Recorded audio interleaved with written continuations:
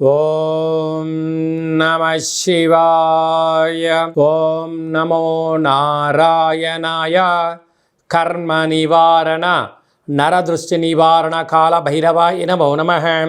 మా ఛానల్కి స్వాగతం. చూస్తున్న వీక్షకులకు ప్రేక్షకులకు ప్రియ కాల భైరవ భగవద్బంధులకి స్వాగతం పలుకుతూ, సనాతన ధర్మ సంరక్షకులకు జ్యోతిష అభిమానులకు ఈ క్రోధినామ సంవత్సర వీడుకోలు పలుకుతూ, శ్రీ విశ్వావసునామ సంవత్సరానికి స్వాగతం పలుకుతూ, అందరికన్నా ముందస్తుగా శ్రీ విశ్వావసునామ తెలుగు ఉగాది పండగ శుభాకాంక్షలు. 16/3/2025 నుండి 31/3/2025 వరకు పుట్టినటువంటి వారికి ముందస్తుగా జన్మదిన శుభాకాంక్షలు. గతంలో వివాహమైన వారికి వివాహ వార్షికోత్సవ శుభాకాంక్షలు. ద్వాదశ రాశుల్లో గ్రహ గమనాలు వీక్షింపచేద్దాం. వృషభ రాశిలో గురువు, మిథున రాశిలో కుజుడు, కన్యరాశిలో కేతువు, కుంభరాశిలో శని భగవానుడు, మీనరాశిలో చతుర్గ్రహ కూటమితో ప్రారంభమవుతుంది. కనుక అమావాస్య అనగానే మనకు బాగా గుర్తొచ్చే అనేక విషయాలు, దూరవాయు జల ప్రయాణాలు పెట్టుకోవద్దు అని బాగా గుర్తుపెట్టుకోవాలి. సంవత్సరం శేషంలో హోళికా పూర్ణిమ వెళ్ళిన రోజు నుండి అమావాస్యకు 15 రోజులు, వీటిని శేషము అంటారు. శేషభాగంలో అమావాస్య రాబోతుంది కనుక ముఖ్యమైన విధి విధానాలను, పనులను, ముఖ్యమైనటువంటి లావాదేవీలను వాయిదా వేసుకోవడం ఉత్తమోత్తంగా భావించాలి.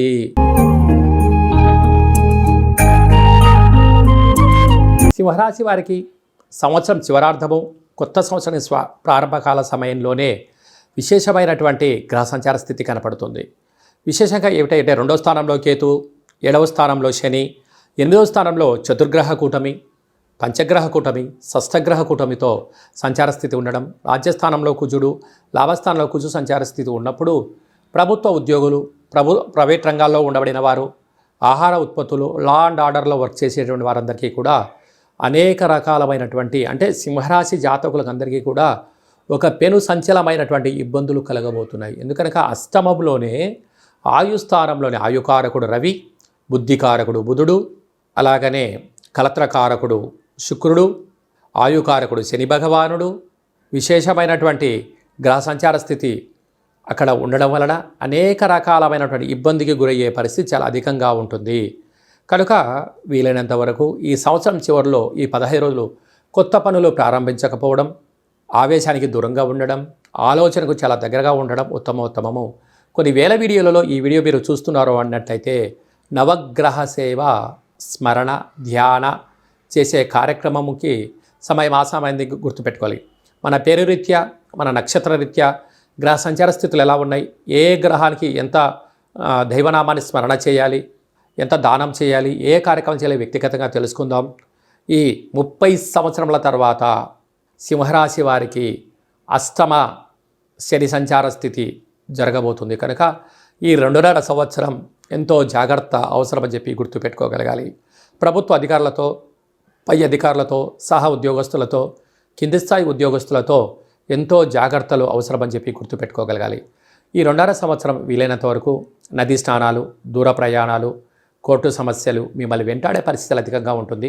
తస్మాత్ జాగ్రత్త. ఈ సంవత్సరానికి చివరికి శేషానికి వీడుకోలు పలుకుతూ, కొత్త సంవత్సరానికి, కొత్త పూర్ణిమకు, చైత్ర పూర్ణిమకు స్వాగతం పలుకుతూ మనం చేస్తున్న అనేక కార్యక్రమాల్లో విజయం సాధించగలగాలి అన్నట్లయితే ఈ యొక్క పాత్ర కంచు పాత్ర అంటారు. కంచు మోగినట్టు కనకము మోగదు గదరాసుమతి అని చెప్పి మన పెద్దవాళ్ళు చెప్తూ ఉంటారు.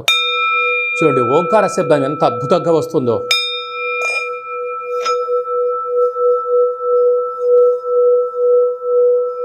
ఈ యొక్క ఓంకార శబ్దాన్ని ఇంట్లో వినిపించడం వలన ఈ సంవత్సరంలో ఉండబడినటువంటి గ్రహదోషాలన్నీ కూడా తొలగిపోయి గ్రహ ఐశ్వర్యం కలుగుతుందని చెప్పి గమనించాలి. ఈ కాలభైరవేశ్వర అక్షయపాత్ర, ఒక పిరమిడు, డాలరు, కంకణము మీకోసం ప్రత్యేకంగా కాలభైరవ హోమం చేయించి 20 రకాల వస్తువులతో దిష్టి తీయించి మీకు ప్రసాదం అందజేయడం జరుగుతుంది. ఆసక్తి గలవారు ఈ కింద నెంబర్ని సంప్రదించవచ్చు. మీ వ్యక్తిగత జాతకం తెలుసుకోవాలనుకుంటున్నారా? మీరు పుట్టినటువంటి తేదీ, నెల, సంవత్సరం, సమయం మీరు వ్రాసి పంపించినట్లయితే సంపూర్ణంగా 100 సంవత్సరాల జాతకాన్ని సవివరంగా వ్రాసి, మీరు పుట్టినప్పుడు గ్రహ గమనాలు ఎలా ఉన్నాయి, ప్రస్తుతం ఎలా ఉంటున్నాయి, రాబోయే కాలం ఎలా ఉండబోతున్నాయో సవివరంగా తెలియజేయడం జరుగుతుంది. చాలామందికి పుట్టినటువంటి కాలంలో డేట్ ఆఫ్ బర్త్లు లేనటువంటి కారణం వల్ల, రాసుకోలేనటువంటి కారణం వలన మీ పేరు యొక్క మొదటి అక్షరాన్ని అనుసరిస్తూ రాశిని తెలియచేస్తూ గవళ ద్వారా, కాళభైరవ ఉపాసన చేత, రమణ శాస్త్రం ద్వారా భూత, భవిష్యత్, వర్తమానాన్ని తెలియజేయడం జరుగుతుంది.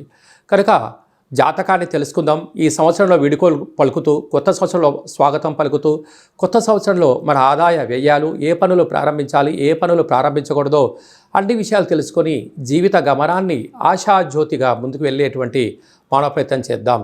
కనుక అపాయింట్మెంట్ తీసుకొని సంప్రదించగలరు.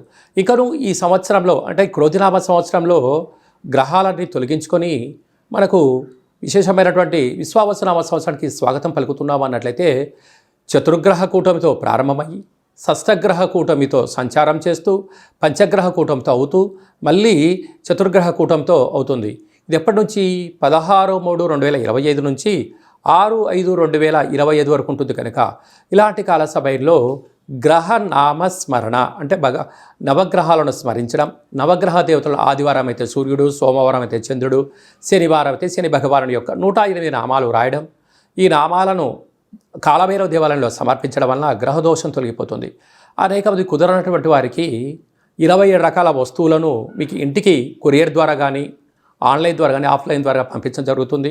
దిష్టి బయట వేసేసుకోవడం వలన గ్రహదోషం తొలగి గ్రహయోగం కలిగి అద్భుతమైన విజయం మీ సొంతమవుతుంది.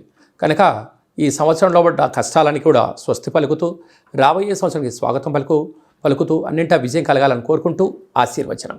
ఓం శతమానం భవతి శతాయు పురుష సతేంద్రియ ఆయుష్యేవేంద్రియే ప్రతిష్టతి ధనం ధాన్యం బహుపుత్రలాభం శత సంవత్సరం దీర్ఘమాయు సర్వే జనా సుఖినో భవంతు లోకా సమస్తా సుఖినో భవంతు సర్వం కాళభైరవ దేవతార్పణమస్తు. హరి ఓం. ఈ వీడియో మీకు నచ్చినట్టయితే లైక్ చేయండి, షేర్ చేయండి. ఆధ్యాత్మిక భక్తి సమాచారాన్ని 10 మందికి చేరవేయండి. భగవంతుడి యొక్క ఆశీస్సులు పొందండి.